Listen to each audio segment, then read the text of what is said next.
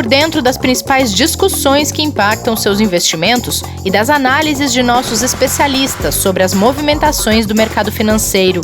Falando nisso, nosso encontro é toda manhã, logo após a abertura do mercado.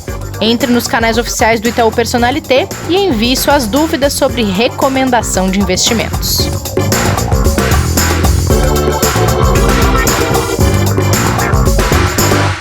Olá, sexta-feira, 6 de novembro, e a eleição dos Estados Unidos ainda está indefinida. Já são 4 dias de apuração de votos, mercados atentos ao processo e ansiosos pelo resultado. Mas não é só de eleições que vive o Investidor em Foco. Este podcast que vos fala hoje é dia de café com canelas, então não saiam daí que a gente tem muita coisa bacana para conversar por aqui. Já já o Pedrinho se junta a nós. Kleber, e esta noite você dormiu? Redormi, porque como tem café com canelas, hoje tenho certeza que a presença dele é que vai trazer essa energia positiva para acabar com as eleições norte-americanas e a gente tem um final de semana mais tranquilo, com tudo resolvido, porque olha, já são 4 dias, né, dessa história longa aí, e que a gente espera que acabe de verdade, né, que depois não continue a briga. Vamos torcer para isso, né? Até porque na segunda-feira a gente vai ter um episódio especial para falar sobre isso, então fazemos votos de que o resultado saia até lá, né, Kleber? Com certeza. Bom, vamos então atualizar quem está nos acompanhando. Eu, no último episódio, ainda brinquei que achava que a gente entraria sexta-feira já fazendo recomendações com o olhar do próximo presidente. Isso não vai acontecer, né, gente? Mas o cenário da corrida presidencial mudou muito pouco, inclusive, desde o último episódio, e o foco agora é na apuração da Geórgia. Kleber, atualiza um pouquinho pra gente como é que tá todo esse cenário e o mercado em relação a isso também. Tá muito pertinho ali de concluir algumas apurações, né? A gente tem praticamente 5 estados chaves ali para serem concluídos, né, Rê? As principais mídias ali, as agências internacionais de notícias, né, associadas, contabilizam ali 264 colégios eleitorais para o Biden, ou seja, faltariam apenas 6 para ele atingir os 270 que são necessários para ele vencer. Isso aí todo mundo já está quase cansado de saber de tanto que passa, inclusive na nossa mídia local aqui no Brasil, né? Uhum. Nessa semana a gente teve aí uma aula exaustiva de eleições norte-americanas aqui, de tanto que a gente viu nos noticiários. E aí a gente tem Nevada, onde ele tem grande probabilidade de levar, onde são exatamente 6 votos, que ele completaria os 270, e a Geórgia, que ele estava para trás, agora ele está na frente, e ele levando aí, com certeza ele acabaria ficando já com uma vantagem muito maior e garantiria aí o pleito de presidente da República dos Estados Unidos, o que também seria importante até para ter uma diferença maior e inibir qualquer tipo de tentativa de discussão ou aquelas posições que a gente já falou, né, de quem for derrotado. No caso, né, o atual presidente Donald Trump querer contestar, como ele já veio a público tentar fazer algumas discussões sobre a questão da legalidade, questão de fraude e outros pontos aí negativos em relação às eleições. Mas é esperado por grande parte dos especialistas aí em eleições norte-americanas que hoje, em algum momento do dia, a gente tenha uma definição. Beleza, acompanharemos para poder fazer uma análise completa para vocês do que acontece a partir do resultado no episódio de segunda-feira, não percam. E na Europa, Kleber, a gente continua com o cenário de segunda onda do coronavírus. Alguns indicadores na Alemanha conseguiram mexer com o bom humor das bolsas europeias que vinham embaladas com a eleição e a perspectiva de resultado, né? A gente viu ali o resultado de produção industrial na Alemanha, né? Ela cresceu 1,6 em setembro. Veio um pouco abaixo da expectativa do mercado, que esperava ali 2,5. A gente tem que lembrar, né, que os índices europeus ali vêm também tendo uma recuperação nessa semana por causa desse otimismo global em relação a essa puxada nas bolsas que a gente teve dos Estados Unidos, essa redução de risco por causa dessa positividade das eleições norte-americanas que elas trouxeram, mas a situação da Europa não mudou em absolutamente nada da semana passada para cá. Né? Então, naturalmente, hoje vem sendo um dia mais difícil ali para o mercado europeu nas bolsas, mas nada também muito pesado, é uma realização natural até das recentes altas, algo que a gente vem sentindo até em outras regiões, inclusive por aqui, que a gente vai falar um pouquinho também, mas a gente falou um pouco ontem, né? Você usou uma expressão excelente, que é a expressão de cautela, né? E hoje já é o primeiro sinalzinho ali para o investidor ficar atento. Que tipo, em momentos de muita euforia a gente tem que fazer a leitura para ver, isso já é um viés e uma tendência de fato para que eu possa confiar e eu tenha um terreno firme para seguir nessa tendência de alta ou até de baixa, né, para me proteger, ou é só um momento de curto prazo para que eu tome cuidado porque eu ainda tenho muita coisa para se consolidar antes de ter esse viés confirmado. E a gente está exatamente nesse momento, né, Rê? Tem muita coisa ainda para acontecer. Então, a Covid-19 na Europa, na segunda onda, não acabou. E a segunda onda dos Estados Unidos ainda é uma grande dúvida, né? Que a gente tem uma preocupação muito grande também de estar ali não sendo discutido por causa das eleições, mas ela está lá acontecendo, né? Tipo, tem uma dúvida de como ela vai ser tratada. Né? Em muitos estados ela é uma realidade, né, Kleber? Inclusive, né, até trazendo um ponto, você se acompanhou ontem, a gente teve lá a fala do presidente do Banco Central norte-americano, né? Sim. Que acabou ajudando muito as bolsas, né? Porque ele falou que precisa de realmente o pacote fiscal, de estímulos, tanto monetário quanto fiscal. Disse que pretende continuar olhando para a possibilidade de novamente fazer ajustes na questão dos quantitative easings, nos programas que eles já têm, né, do Banco Central norte-americano. Isso ajudou o mercado, manteve a taxa de juros como era esperado em 0, exatamente porque, com aquele discurso, com a palavrinha que você adora, Rê, com aquele discurso bem dovish, né, do mercado bastante expansionista ali, para realmente estimular a economia. Por quê? Porque eles estão muito preocupados, porque eles sabem que se não tiver esses estímulos, essa segunda onda que se aproxima muito forte dos Estados Unidos pode paralisar muitas atividades de novo também. E quanto mais a eleição demora para ser concluída, mais demora para vir o pacote de estímulos, né? Já que ficou para depois do pleito. Exatamente. Essa é a grande preocupação que todo especialista tem e que eles trazem para o mercado, né? Que a gente poderia ter. Quando as pessoas perguntam, mas e se tiver uma judicialização? Qual que é o grande perigo? Se por um acaso o candidato derrotado, não vamos nem dar nomes, né? Qualquer um dos dois que for derrotado, quero entrar judicializando, impedindo que seja dada a vitória para o candidato que foi declarado vencedor, por um problema num estado ou outro, ou numa soma geral, e ele conseguir parar as eleições e com isso ele também acabar gerando uma paralisação do próprio Congresso, isso pode gerar um problema enorme nos Estados Unidos como um todo. E aí você pode sim gerar um impacto e o reflexo pode ser muito negativo para tudo, inclusive para os mercados, né? Mas é descartado esse cenário por enquanto. Ninguém acredita que isso deve acontecer. Aguardaremos. Bom, você deu uma leve pincelada no que deve estar acontecendo na Bolsa Brasileira. A gente tem IPCA e a Bolsa ainda um pouco animada com as eleições. Kleber, será que ela vai fechar a semana animada? Olha, se a gente não tiver uma palavra que eu gostava muito antigamente, pouco usada, já é hecatombe nessa sexta-feira, né? A catástrofe, assim, tipo, a gente vai fechar com a semana positiva, porque por enquanto ela vem caindo 0,80, só que a Bolsa até ontem acumulava 7%, um pouquinho mais de 7% de alta na semana. Ontem ela fechou com 2,95% de alta, com setores de energia, commodities, financeiro, puxando muito o índice. Semana passada ela chegou a preocupar que se poderia baixar dos 93 mil pontos e ela voltou para os 100 mil pontos, né? E agora, com essas preocupações das indefinições dos Estados Unidos e o mundo todo realizando um pouco dos lucros, está acontecendo a mesma coisa aqui no Brasil. E o IPCA veio um pouquinho acima do que era esperado, né? Isso é um pouquinho preocupante, sim, apesar de que todo mundo já esperava que a inflação viesse um pouco mais puxada, né? Mas é um número relevante, 0,86 aí pro IPCA, pro período acabou sendo puxado. Se a gente comparar com setembro, que foi 0,64, já começa a dar sinais, né, daquilo que a gente vem conversando semana a semana aqui, né, Rê?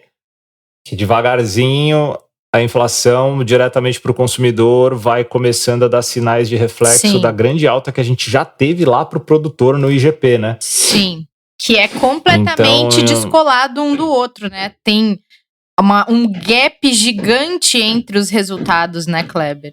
Total. E de novo, a gente teve uma desaceleração de setembro para outubro em relação a alimentos, mas mesmo assim foi uma alta forte, né? Transporte é a mesma coisa, artigos de residência também contribuíram de forma relevante, mas só um dado, por exemplo, para quem está ouvindo a gente ter noção do que está acontecendo, a gente teve em setembro 0,64, nesse mês 0,86, e aí o acumulado do ano, que já chega aí em 2,22, vai se aproximando muito daquelas projeções de 3%. E por isso que o Banco Central já começa a olhar com cuidado se ele vai manter a taxa de juros em 2%, por qual período, né, para o ano que vem, se ele aumenta antes, do meio do ano, se ele aumenta depois. Começam essas dúvidas a aparecer aí para o Banco Central nas decisões. Mas vamos ver o que acontece na próxima reunião, quais as notícias que vêm aí da própria política monetária do Bacen. Certo, Kleber. E hoje temos por aqui a nossa ilustre presença de Pedrinho, porque é dia de café com canelas aqui no Investidor em Foco. Tudo bem com você, Pedro? Olá, Renato, olá, Clebão. Tudo bem? Beleza, Tudo Pedrão? bem. Tudo ótimo.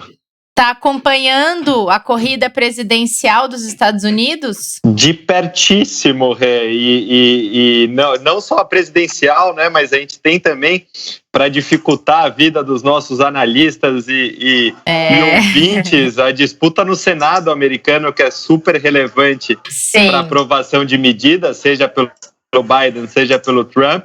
E a do Congresso também, que parece já estar mais encaminhada. Mas o mercado está muito de olho, os republicanos, a princípio, na frente dos democratas no Senado, o que seria um contrapeso aqui para o Biden fazer algumas medidas de subida de imposto. Então, a vida de quem é arrojado, agressivo nos investimentos e para os analistas não está nada fácil, É verdade.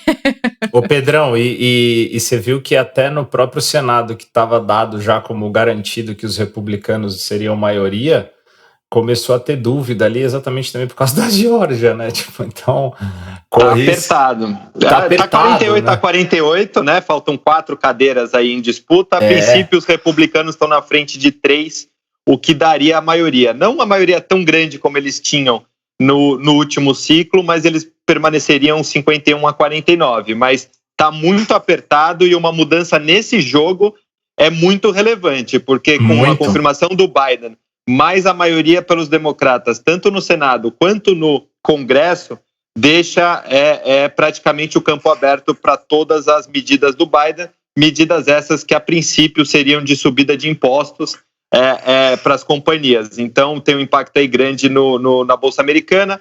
Não é o cenário hoje, porque o Senado, a princípio, parece que vai ficar na mão dos republicanos, mas está muito apertadinho aqui. Eu acho que vale todo mundo acompanhar muito de perto essa disputa. Parece, depois a gente fala que a novela é mexicana, né? Essa novela está mais americana.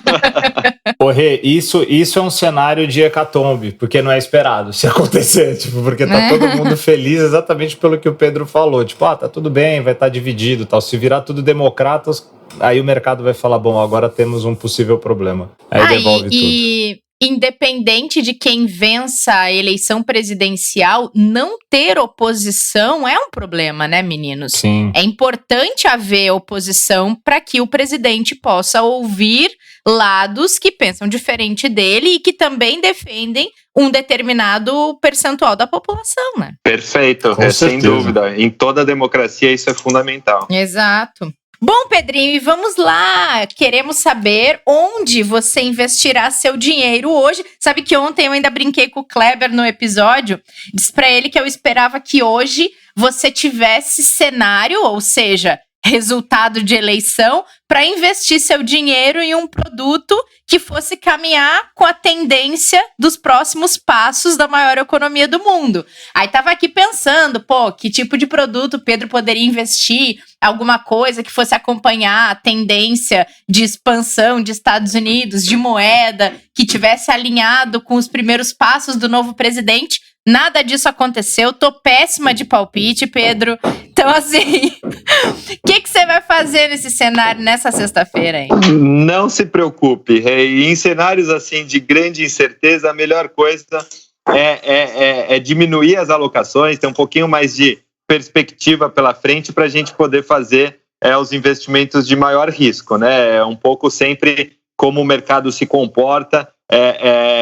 Fazer apostas que é 50-50 não é do nosso perfil. A gente prefere fazer apostas quando a gente achar aqui que tem maior chance de acerto, né? Então, como eu não sou bobo, eu vou virar meus investimentos essa semana para os investimentos conservadores.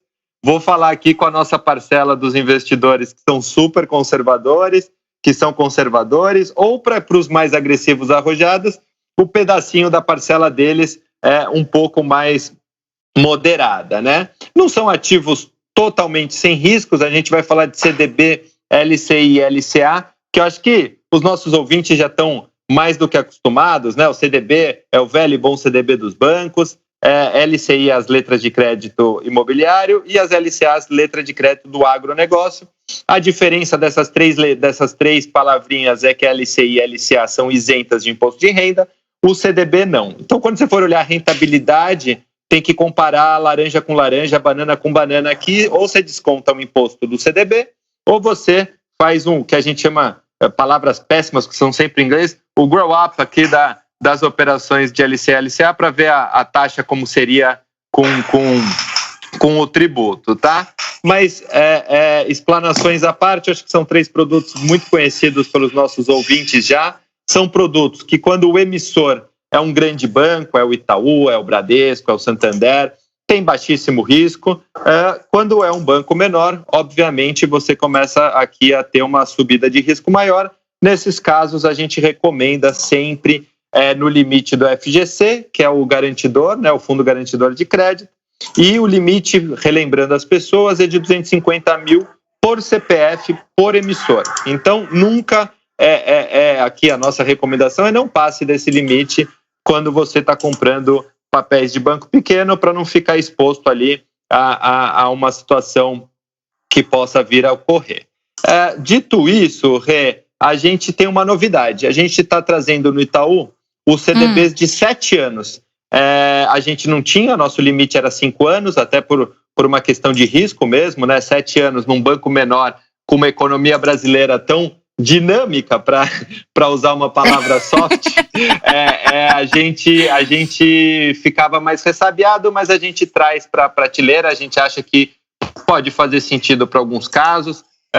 Os pós-fixados são mais adequados na nossa maneira de enxergar. Acho que comprar um CDB de um banco pequeno pré-fixado para 7 anos parece ter aqui muitos elementos de dúvida, e numa economia brasileira como ela a gente acha mais complicado, a não ser que ache que uma taxa muito atrativa, ou um caso especial do investidor, ou uma aplicação menor, diversificada em várias casas, enfim. Não é a nossa principal recomendação para a maior parte das pessoas. Então, no caso dos 7 anos, eu acho que o pós-fixado pode fazer sentido, porque pelo menos acompanha o dinamismo da economia, né? Se a taxa de juros subir, ele vai pagar mais automaticamente para os nossos investidores.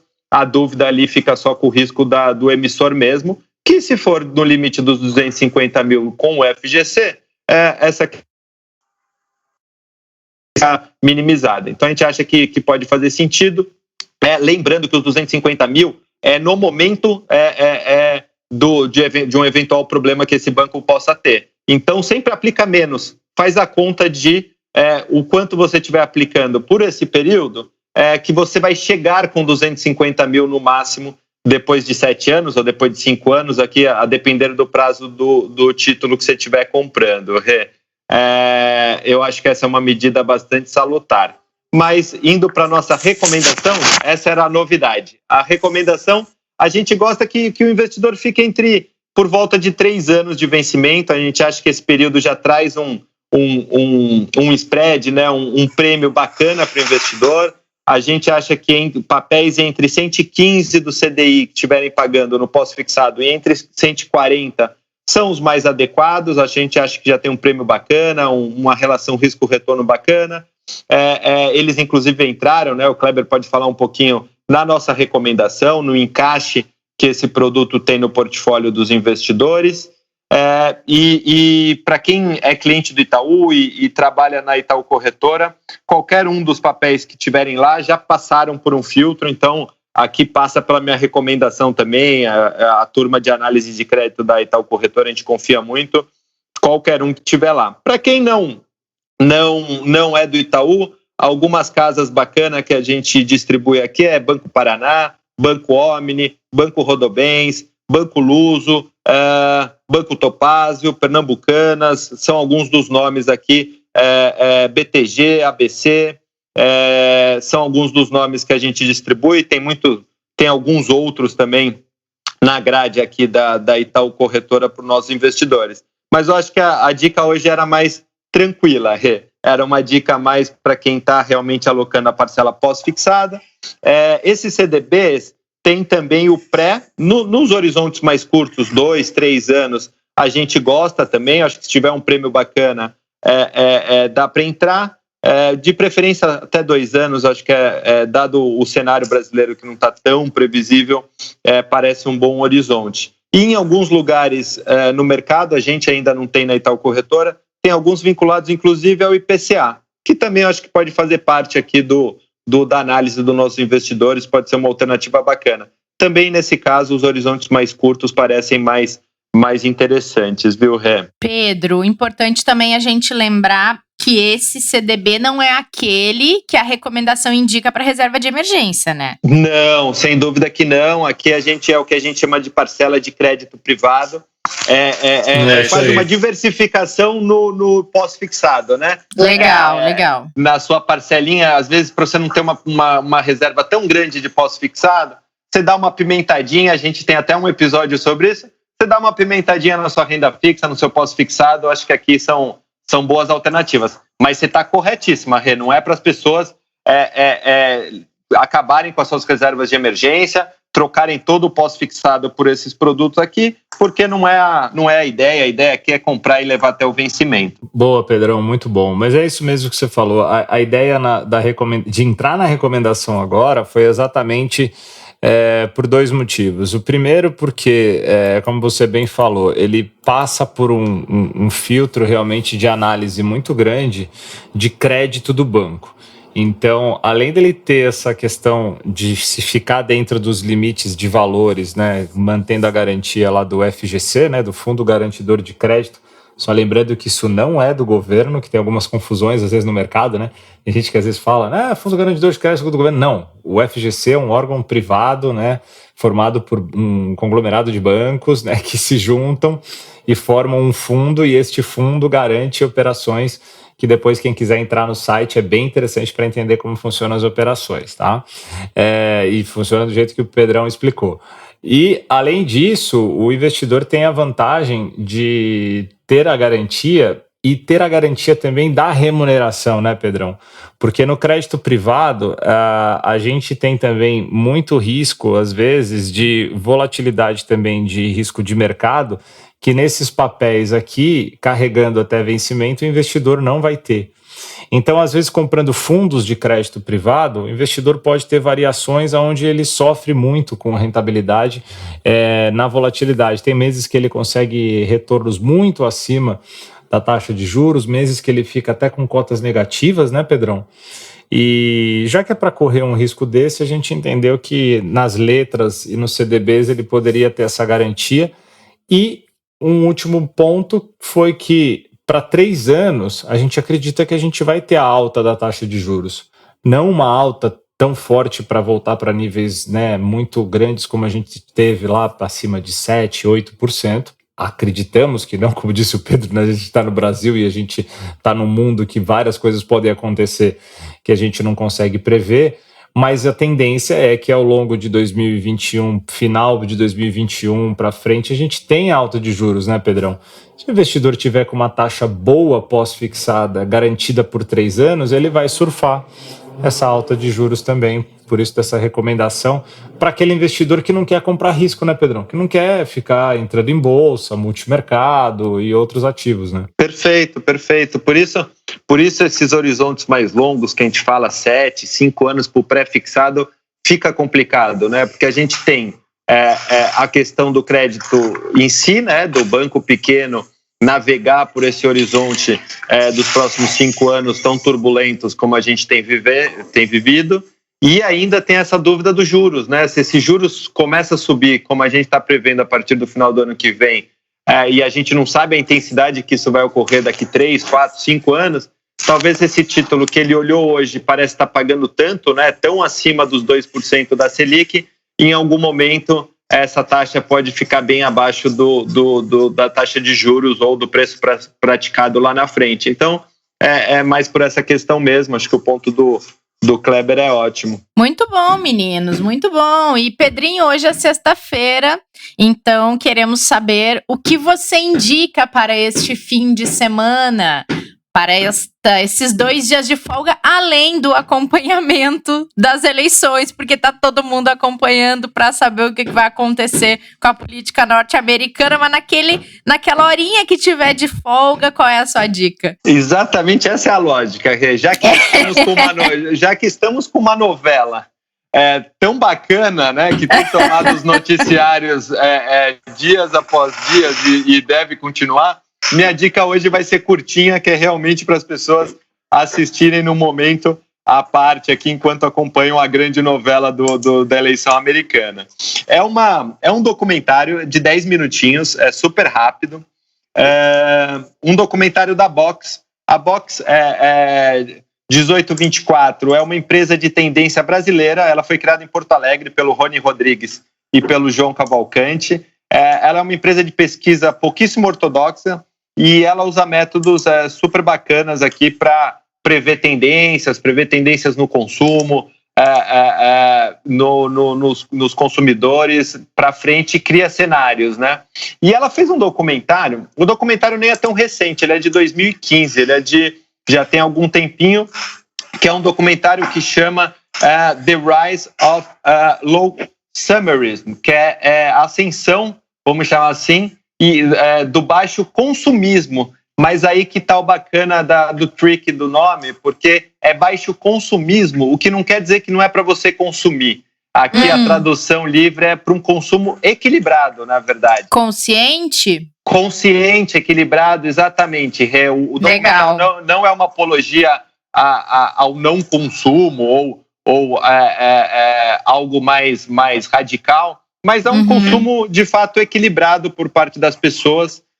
Conta um pouco a história de como veio, da onde surgiu o consumismo, né, que é o excesso de consumo, muito ali da Revolução Industrial, depois de toda a revolução do marketing e da propaganda, a ascensão das grandes marcas. Enfim, ele conta um pouco isso e ele faz aqui uma primeira jogada de que o consumismo está ficando fora de moda, por assim dizer. Eu acho que esse que é o bacana. A lógica do documentário é essa, que o consumismo está fora de moda e que as pessoas precisam pensar, sempre, antes de consumir, pensar para que ela quer aquilo, se tem alguma alternativa melhor, mais barata ou que agrida menos o meio ambiente para aquela necessidade, e porventura até fazer uma troca, um conserto, algo do gênero, né? E se realmente ela precisa daquilo para viver.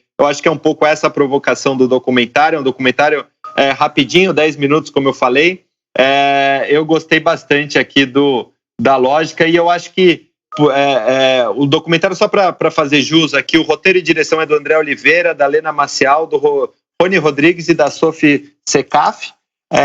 eu achei muito legal para o momento que a gente está vivendo, né? Um momento de pandemia, um momento que a gente aprendeu que a gente vive com muito menos do que a gente precisa, um momento que o planeta tem pedido socorro a todo instante, né? E a gente tem visto casos após casos aqui da natureza já se manifestando contrária ao nosso consumismo, e às vésperas de uma Black Friday, né? Afinal de contas, o mês de novembro é o mês da Black Friday, que as pessoas entrem nesse período de coração aberto e que comprem o que realmente estiverem precisando e não caiam no propagandismo e na tônica que o mercado nos impôs e que nós mesmos gostamos, de certa maneira, de participar desse consumismo, pela compra demasiada. Que eu gostei muito. As pessoas acham no YouTube, é super, super tranquilo. Acho que se não quiser escrever um nome em inglês, pode botar Ascensão do Consumismo, Box 1824, algo desse tipo. Imagino que vai aparecer aqui o documentário. Que legal. Que legal, e é muito legal como esse assunto está sendo discutido não só pelos pequenos, como também pelos grandes e influentes do mercado de varejo, né, Pedro? Essa questão de oferecer produtos e mostrar de onde eles estão vindo, mostrar a origem do material que é feito aquele produto, colocar na sua prateleira de oferta ali, loja, por exemplo, grandes marcas de roupa, muitas delas oferecem uma linha sustentável. E isso é muito legal, porque tem muita gente buscando isso e, como você disse, o planeta está mostrando que precisa de socorro e grandes conglomerados podem fazer parte desse socorro também, né? Sem dúvida, sem dúvida. Eu acho que essa tendência,